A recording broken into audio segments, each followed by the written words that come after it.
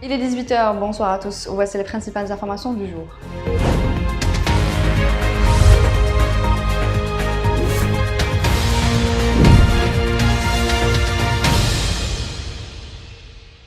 Le ministre des Affaires étrangères et de la communauté nationale à l'étranger, Ramtan Lamamra, a tenu ce mardi à Alger une séance de travail avec le secrétaire général de la Ligue arabe, Ahmed Aboulghait, avec la participation des délégations de deux parties.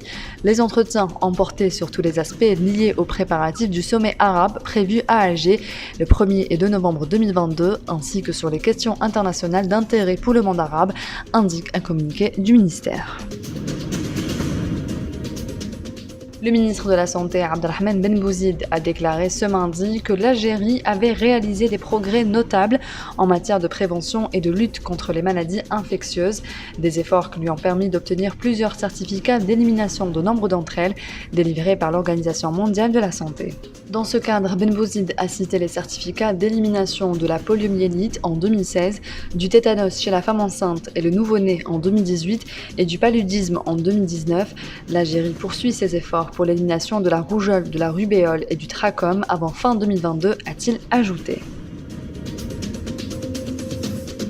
La vente des billets de la cérémonie d'ouverture de la 19e édition des Jeux méditerranéens que va abriter Oran à partir de samedi prochain a connu un franc succès malgré les tentatives de hacking au nombre de 18 000, vouées tout à l'échec, indique ce mardi le commissaire Mohamed Aziz Delwez.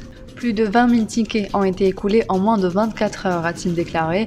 Delwez a évoqué par ailleurs la mobilisation par l'État d'une enveloppe financière importante pour faire face aux besoins de l'organisation. Il a précisé que celle-ci a atteint la somme de 13 milliards de dinars, après une précédente rallonge, en plus de 2,7 milliards de dinars pour les besoins d'une meilleure qualité d'image lors de la retransmission télévisée de l'événement.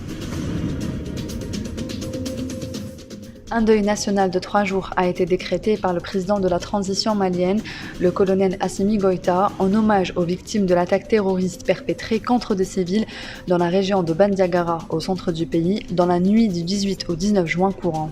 132 civils ont été tués par des terroristes dans plusieurs villages du cercle de Bankas, dans la région de Bandiagara, a annoncé lundi le gouvernement dans un communiqué.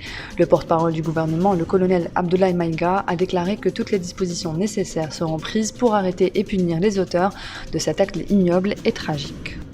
C'est la fin de ce journal. Merci de l'avoir suivi. On se retrouve demain à la même heure sur nos réseaux sociaux.